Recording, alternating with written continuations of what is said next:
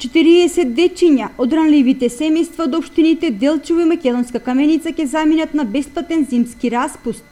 Бесплатен зимски одмор ќе користат децата родени во периодот од 2000 до 2004 година, односно деца, редовни ученици во 5, 6, 7 и 8 одделение во учебната 2014-2015 година.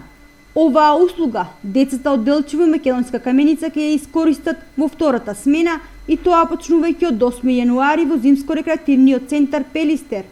Бесплатниот одмор и рекреација за деца опфаќа 5 полни пансиони, ноќевање со 3 оброка дневно и едукативни, забавни и спортски активности.